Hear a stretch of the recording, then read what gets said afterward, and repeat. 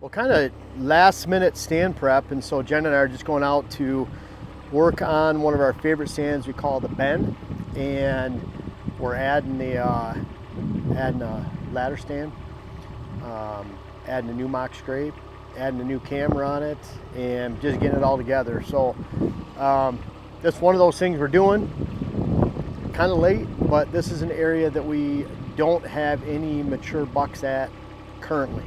I would imagine they're going to be in the next 3 to 4 weeks, so it buys us a little time. So we're actually not doing some things we'd like to do on the property because we have mature bucks in some spots. We know they'll hold in through opening day, which is only a week and a half away. So we're gonna head out there and get some stuff done. Wes is actually filling the water hole there while we're at it. And you excited, Jen? Super excited. Let's go. You know, this is a really important setup to us, and we are, I guess it'd be 9 days out, Jen? Or 8 days. Wow. From the opener. It went real fast this summer. Yeah, in Minnesota. So it kind of begs the question of when is too late to get into your land and do some work. And we have always had those kind of videos, when to stay off your land. But really it's very calculated. We have about 3 miles of edge out here. Some of that edge has mature bucks in it right now. And we know those areas. We're really pushing the envelope in this side right here. We're staying just on the outside. We're going to keep our voices down, actually machines running, and hopefully the deer will just think it's, noise out in the woods, or noise out in the farm fields. And it's super windy right now. So it all kind of comes together. It's a planned day for us to go do this in this spot. We have some other things to do on some of that safer edge, but it's very calculated. And so it gets this time of year, we don't expect certain bucks, certain areas, and we know our deer herd. You don't want to look at it like, I've heard some say that 50% of the bucks that come on your land every year you don't know. No, we know about 95%. The ones we don't know sometimes are the 1.5-year-olds, the yearlings that turn into 2.5-year-olds. So some of those are difficult, but all those mature bucks we know. And it's very, very rare that we see one we don't know. So we get to follow them for 3 or 4 years before we shoot them, or try to shoot them. Most of them we do, but not all of them.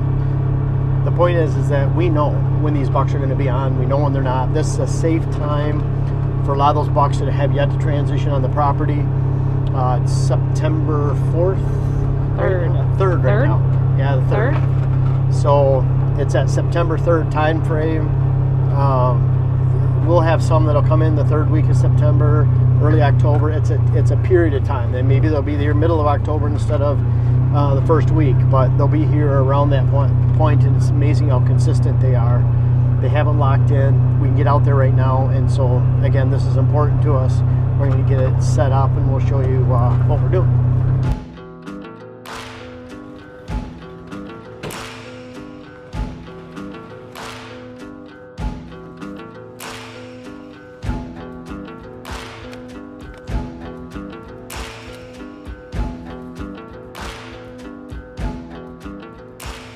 We got the stand set, got things trimmed out.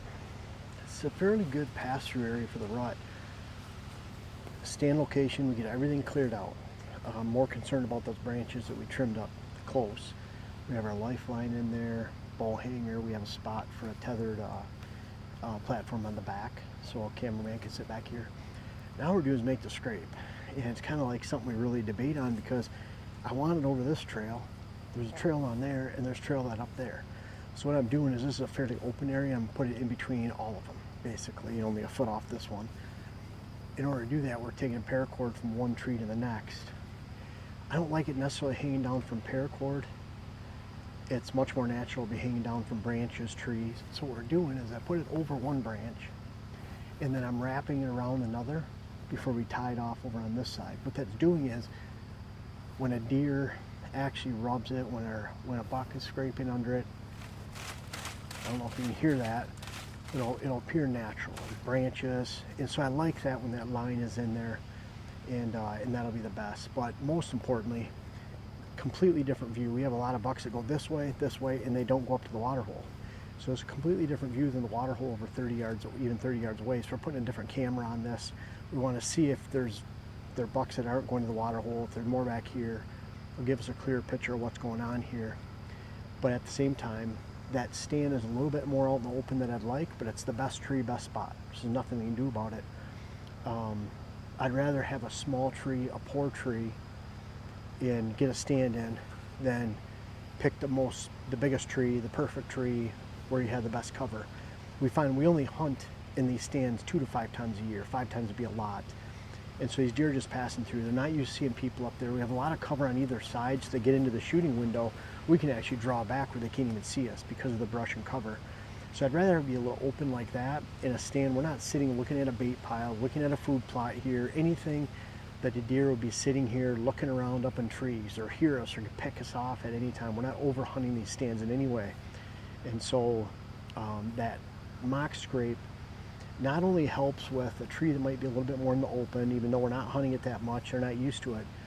But when a deer comes in, they're not focusing on the camera that's going to be in a tree over here. They're not focusing on us up in the tree. They're focusing on that mock scrape.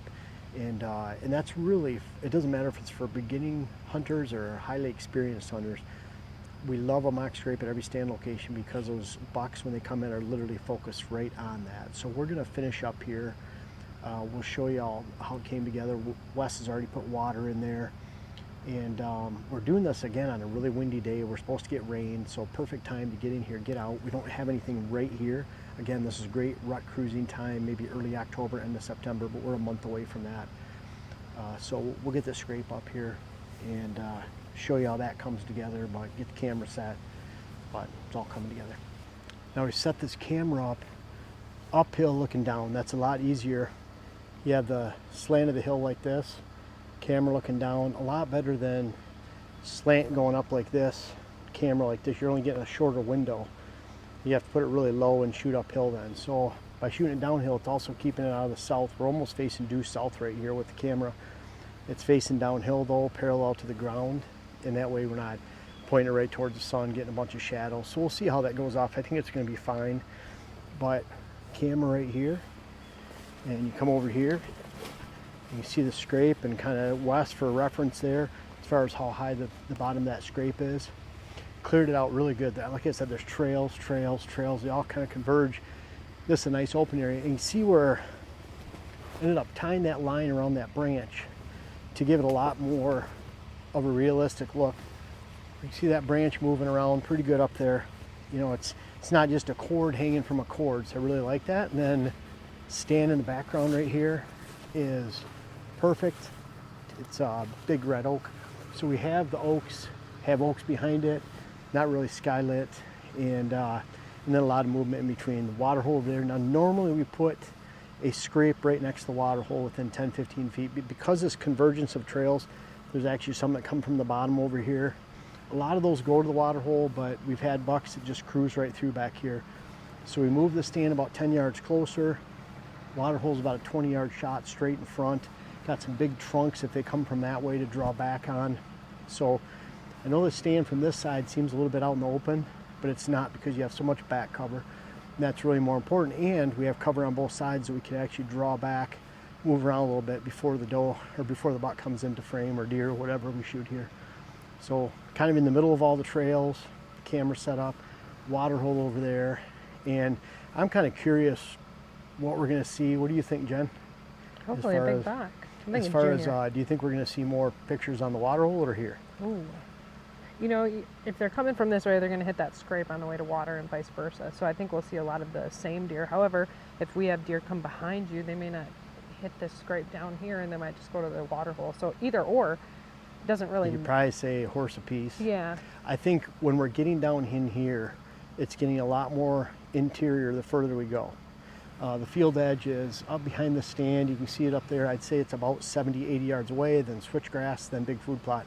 So we're sneaking in along the side here and blowing our scent out that way, which is south, the southeast winds, which we get a lot of when they come through. On the front side of every front, we get southeast winds. So kind of all set up, all these pieces here. Dylan and I had talked about this, the bend, in another video, but we wanted to show you these pieces and how we put it all together. And, you know, from lifeline to bow holder to bow rope, camera, mock scrape, and everything in between. Water hole's already here.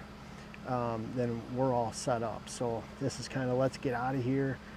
Again, we've had these high winds. We've actually kept the machines running. We don't want deer to all of a sudden come in here on us. We want them to know we're here the entire time. We've even kept our voices down to a bare minimum. And you can see with the scrapes, it's not always a perfect science for exactly how you set these up, but I really like the way this one is very visible right out in the open here, and I think we'll get some use on it immediately, so maybe we can show you that too. But let's go get out of here. Jen, if you had a fun time. Are you going to show some of the video of how we use Jack's 40-inch extension for a ladder stand? Yeah, that was... We didn't put it in the ladder stand though. We were using it for a ladder. Oh yeah, like you're allowed one 40-inch extension per ladder stand with family tradition. If you use two, you get in big trouble by Jack. Big trouble. We didn't do that. Big trouble, right, Wes? Get big trouble by Jack if we put an extra 40-inch extension. So we followed the rules. We didn't use the 40-inch extension in the ladder. We used it as a separate ladder, like a step stool. Right, we used West as a tree. We used West as a tree. Yes. So I think Jack would approve, or maybe not. Jack, you can comment down below, but I'm pretty sure he'd approve. Yeah. He'll approve. Yeah, likely not. Don't try this at home, kids. Hey guys, thanks for watching. I really want to urge you to check out purewildlifelens.com. That is my seed company. Jen and I founded that 3 seasons ago. And we have 20 offerings now for you. And there's 3 quick things I want to hit. Pure wildlife blends, meaning we add no coatings, garbage, inert matter to the seed, and we don't try to sell you on that. No fancy colors in the bag. Also, same day shipping. And bottom line is, I've been researching and building experience on food plotting at a high level for the last 3 decades. Each of that goes into the bag. We choose what we want to plant in the bag, not our seed wholesaler. And all that research goes into that, all that experience. So check out those blends. And again, it's crunch time. Ours are looking beautiful. And if you check out our seed, this is a perfect time to buy. Thank you for watching.